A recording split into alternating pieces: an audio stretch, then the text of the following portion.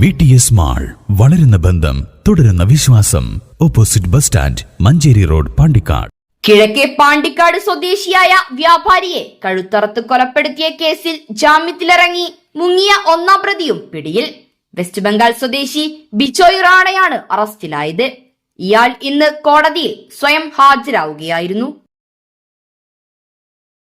2013 നവംബറിൽ കടയടച്ച് വീട്ടിലേക്ക് പോവുകയായിരുന്ന പേർക്കുത്ത് മുഹമ്മദിനെ കിഴക്കേ പാണ്ടിക്കാട് പെരുവക്കാട് ചിറ്റടിപ്പാടത്ത് വെച്ച് കഴുത്തറത്ത് കൊലപ്പെടുത്തുകയായിരുന്നു.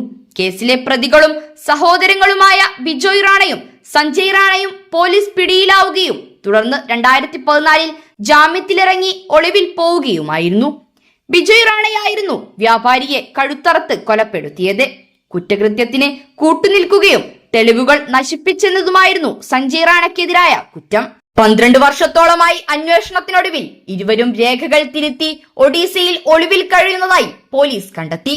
തുടർന്ന് Perinthalmanna DYSP Latheef, Pandikkad police station circle inspector Prakashan, ASI Anoop, SCPO ജിഗീഷ്, CPO ധന്യേഷ് എന്നിവരടങ്ങുന്ന സംഘം ഒഡീസയിലെത്തി സഞ്ജയ് റാണയെ പിടികൂടിയിരുന്നു. എന്നാൽ ഒന്നാം പ്രതിയായ ബിജോയ് റാണയെ പിടികൂടാൻ സാധിച്ചിരുന്നില്ല. തുടർന്ന് പോലീസ് അന്വേഷണം ഊർജിതമാക്കിയതോടെ ബിജോയ് റാണ ഇന്ന് പെരിന്തൽമണ്ണ കോടതിയിൽ ഹാജരാവുകയായിരുന്നു.